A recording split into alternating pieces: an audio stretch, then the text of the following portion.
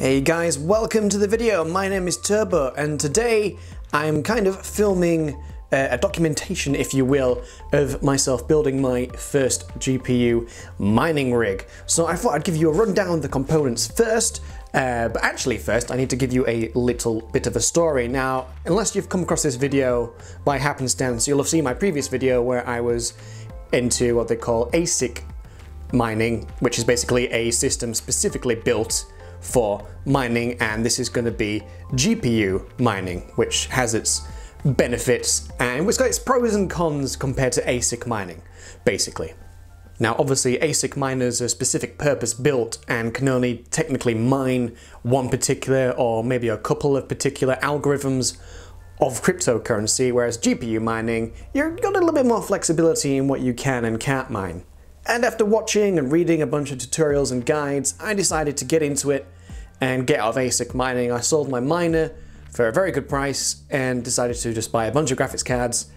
And really, it's not actually costing me much of anything to actually do this rig because, well, I didn't really have any money over the cryptocurrency and I thought I would actually give it a go. So what did I do? Well, I bought 7 so far because I didn't have enough for 8. I've bought 7 GeForce GTX 1070 Ti's.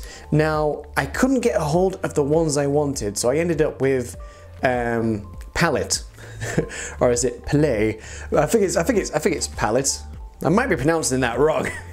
But I'm kind of amused about calling them Palette. So I don't know if that is actually how you pronounce it. I've never seen anyone actually do any reviews or guides with it spoken. I'm assuming it is just Palette. But anyway, these guys, I will probably do a second section of the video on that. So what am I using for a CPU? Well, I'm using the Pentium G4400, or at least I will be when it actually goes into the machine. So I'm just going to use the stock fan, stock settings, not going to do anything special. There were some other options when it came to processors, but for the super low price of just over £40, it's the most bang for buck compared to the other nearest equivalents, like it was a Celeron processor for like 50 pence difference. And I don't think that was even dual core, whereas this is. And over here, again, a little short story, I was going to get a mining motherboard. And I did debate about whether getting a gaming motherboard like what this is, just for the resale value, should anything happen to crypto, unlikely as it is. I thought, you know, it's a lot easier to shift a normal motherboard than it will be a mining motherboard. I was going to get the new Asus, I believe it's the 250 mining motherboard, which would have given me the option of up to 13 plus GPUs, in fact all the way up to 19 once it gets a firmware update. But I digress. That was out of stock after I ordered it, so I had to swap it out for something else or wait about a month. Obviously, when you're not mining, you're not earning.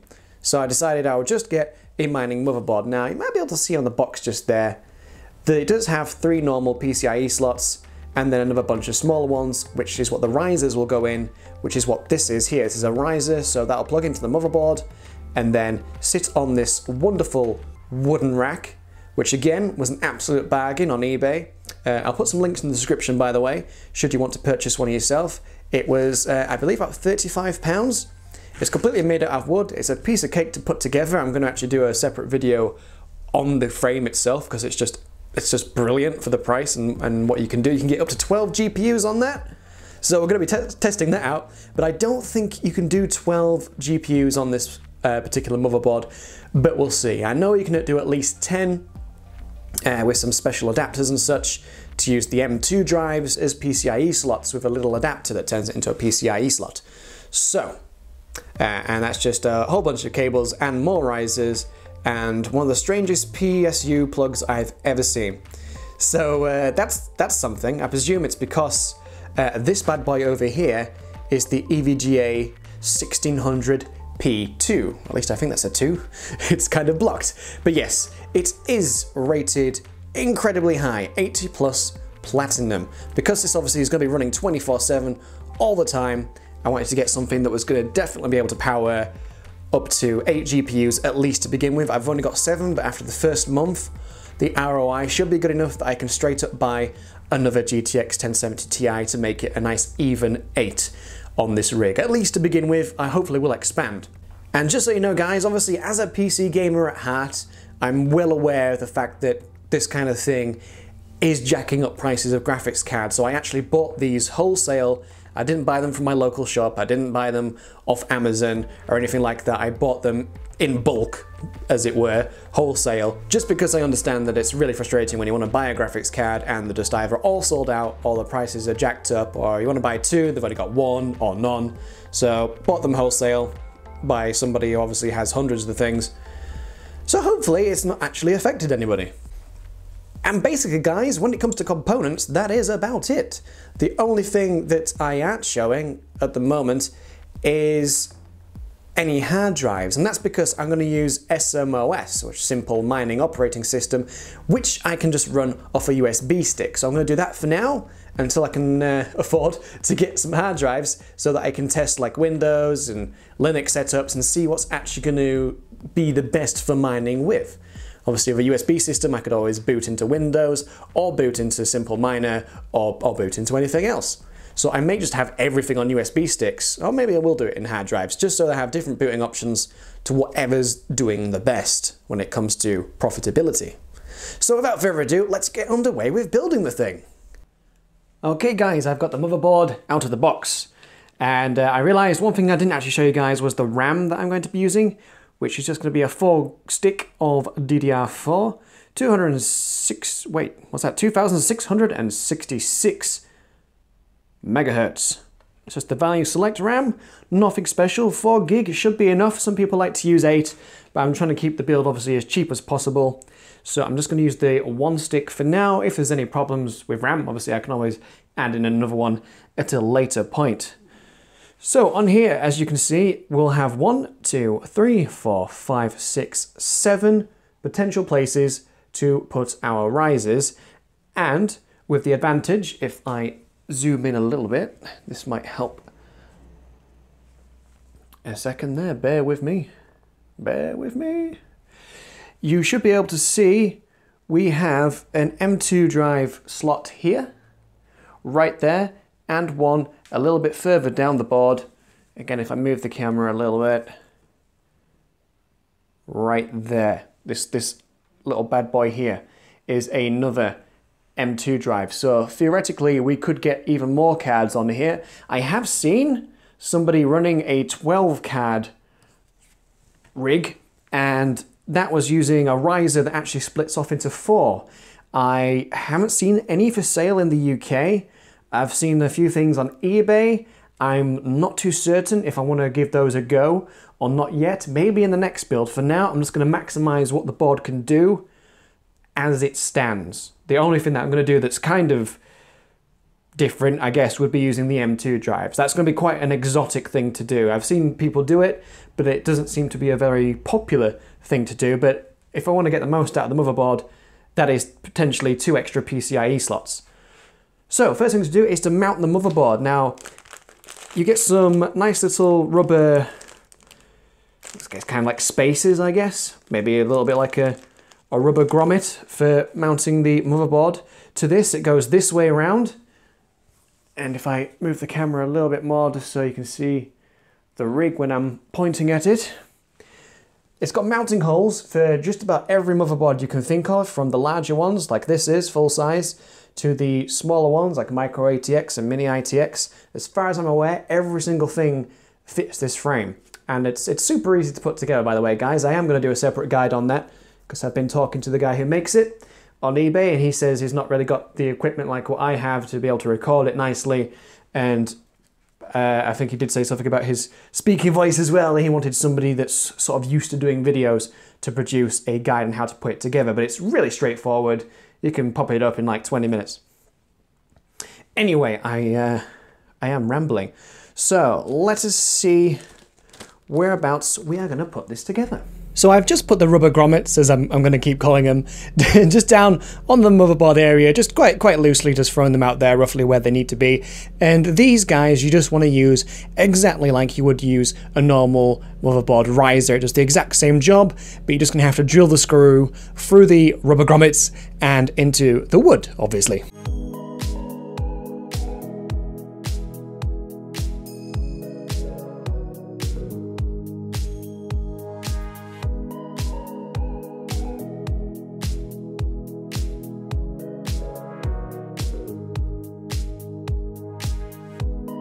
Right, so we have finally got all our screws in and everything is nice and stable. I don't want to press in too many places, but yeah, just to obviously test it's all stable, it's not going nowhere. So we have the motherboard mounted. That's one of the first hurdles complete. So arguably the next best thing to do, other than the RAM, would be to add the CPU. And just in case you don't know how to mount a CPU, I will now also demonstrate that. So of course, this is the CPU. It can only go in one way. I don't know how well you'll see it, but there is on the bottom left there a little arrow, a little golden arrow, so you can't possibly mount it incorrectly. Obviously, try not to touch the back of it where possible, and obviously it goes in the CPU slot, which generally has this little black plastic cover over it, which you can just pop off. We could pop that off before we do anything else. You don't have to take this off manually. Actually, when you apply a new CPU in there, it will just pop out. But all you need to do is pull back this pin like this, so this lifts up. Pretty straightforward, right?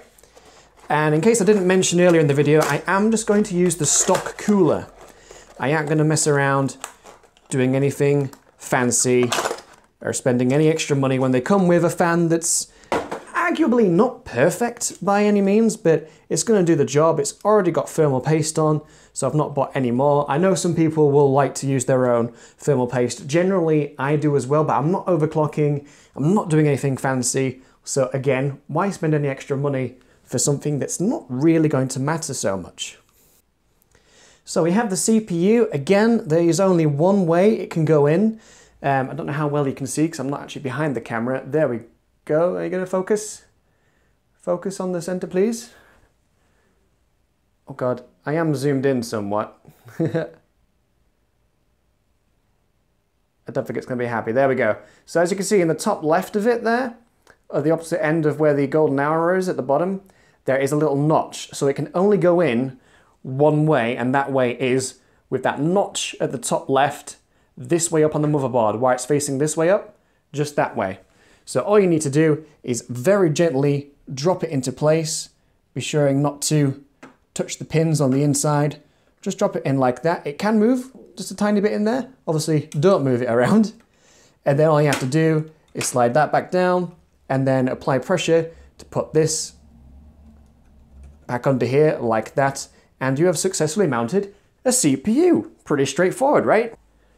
Now you can see here and here, and obviously at the opposite sides, that there are 4 holes. So you can technically mount this cooler, let me zoom out a bit there.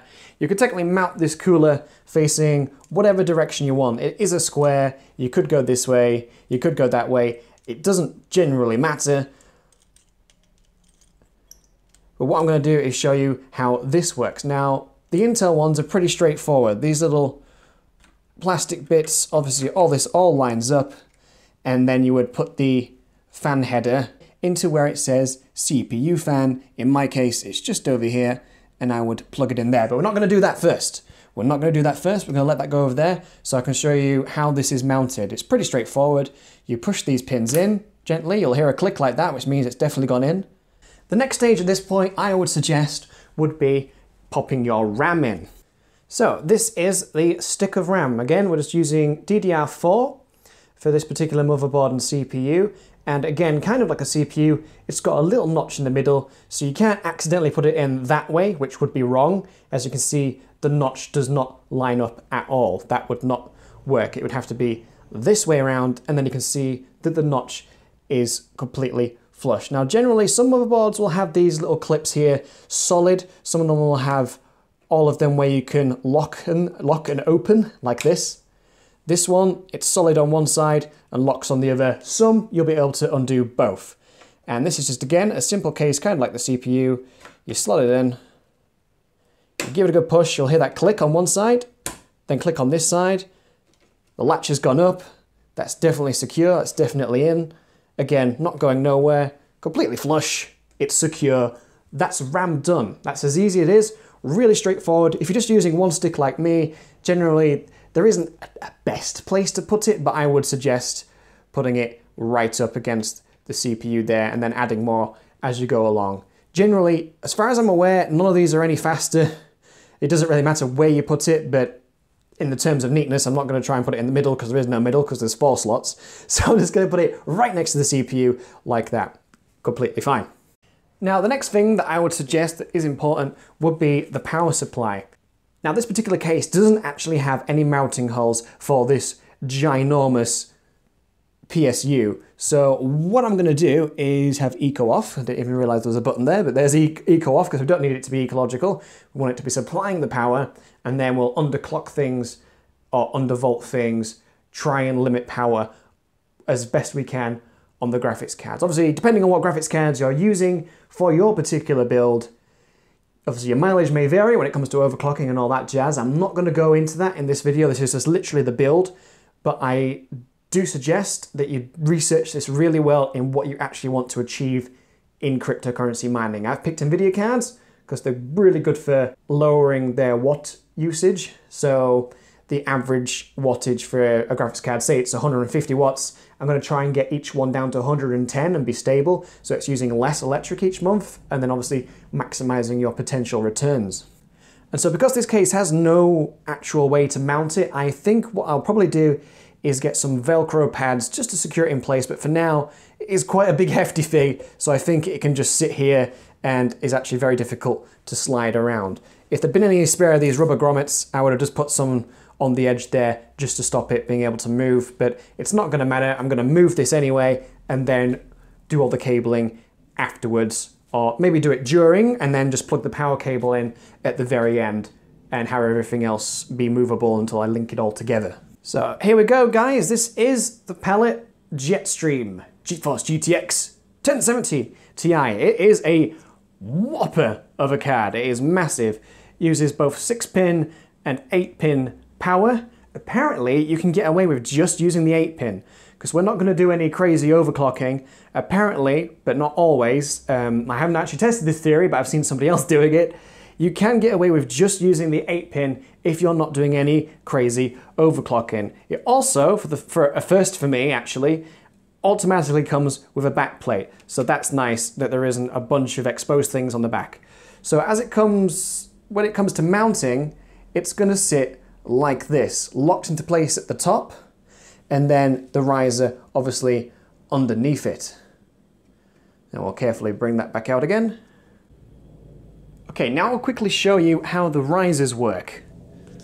So this is the first part of the riser. Now, this is arguably the easiest thing, but just in case you didn't know, all this is going to do is basically move these slots upwards here so that we can have a row graphics cards here, and then at the very top another row of graphics cards, hopefully eventually 8 of them once I get the final one. So that's just going to straight up slot in there. There's only one way it can go, and that is all the way in, that's locked into place. And then once I fasten it to the graphics card, this bad boy is just going to sit on here like this, and then obviously the USB bit is going to plug into there like so, and then sat here will apply all the pressure that we need, and once the graphics card's screwed in at the back, that's going to sit there just nicely. Maybe it would be great to have a longer beam here, just so this is going to be less wobbly, but once it's fastened to the graphics card anyway, it's not going to go anywhere and it's going to sit nicely and flush. I'm not going to be moving the rig around that much, so it's not going to risk sliding and falling off because the graphics card's going to be screwed in. So the only part of this rig that doesn't have pre-drilled holes is exactly where you want to be mounting, or at least screwing in, the graphics cards. Now it's a very malleable wood, so you can just get a screwdriver and a screw. Don't have to pre-drill your own holes, you might want to, but you can just screw straight through that. So as you can see, there's a little hole that I started making earlier for mounting the first of the GPUs. And this is said GPU mounted to the frame. It went pretty well. I would suggest maybe doing a pre-drilled hole, like kind of professionally, rather than just trying to screw the screw straight into a little pre-made hole that I did. It would have been better to use a drill, I think, but it went in almost perfectly. It's not completely flush, but if we zoom in there a little bit, it's not going anywhere. It's in. That's as far as the screw will go. and obviously it's pulling the graphics card in, and then the riser is acting like the base. It's got a nice felt material on the bottom, so there's no undue pressure there, and the card can move a little bit, but not too bad. The USB port there obviously is how it's going to be partly powered. Basically that's acting as if it's moved the riser upwardly. So here we are with the USB plugged in, and there is these other power ports on the riser. I'm not entirely sure what they're for. They could be for overclocking purposes, extra power to the riser perhaps. I am not certain because there is no description. The only thing you need to power is this SATA power port here, which is just like what you use on your SSDs, on your hard drives, etc.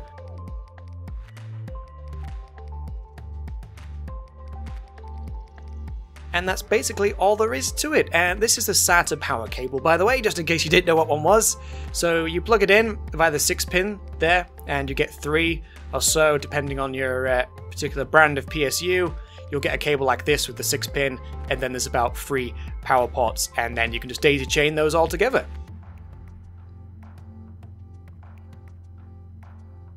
And so here we are with the bottom layer of cards all mounted up, ready to be plugged in. So this is 4 on the bottom, and then hopefully I'll do 4 on the top for my 8 rig setup.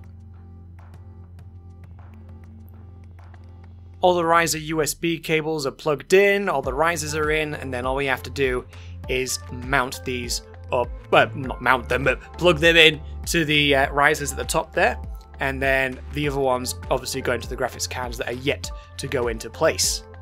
So that is basically the long and the short of it, guys. So I hope you very much enjoyed the video up to this point, maybe learnt something, or if you're just interested to see what happens. This is going to be part 1, this is basically the building phase, and then I'm going to go into the results and stuff in another video, do some overclocking, do some experimenting with the different operating systems. Obviously you've got your Windows and Linux, and then there's all the other software that we'll have to go into. I want to test each and every one of them to provide the results, and then obviously see which is the most beneficial to me with how I'll use the miner and the miner itself. Basically, the thing is trying to obviously make as much money as possible. That makes it sound really bad, but you know what I mean. You're obviously trying to get the most out of the system you've built. It's the same as overclocking a high-performance PC. You're trying to get the most out of it without any extra cost. Like overclocking a CPU to get a few extra frames in games that are CPU demanding, and obviously the same for graphics cards. So it is about maximizing what you can do. Now what I'm going to try to do personally is have the lowest possible wattage on each of the cards, and then obviously the maximum possible performance. So it's going to be cheaper in electric in the long haul, and obviously be better for the ROI, the return on investment, because I'm not going to be spending a lot of money on electricity to get a lot out of the cards when it comes to mining. That's what I want to do. Some people will want to go mad and ramp up the power and ramp up the overclock so they can make as much money as quickly as possible, but I'm trying to get a nice balance so that it's ecological and making some money on the side at the same time. That's what I'm trying to achieve. You might be trying to do something else. But anyway, again, I very much hope you enjoyed the video, guys. If you did, give me a thumbs up. Subscribe if you haven't already. I will keep doing these videos from time to time. Obviously, I'm mostly a gaming channel, but I do like to dabble in technology like this. So again, if you want more, please do consider subscribing, and I'll see you guys in the next video where I'm going to do some tests and some results.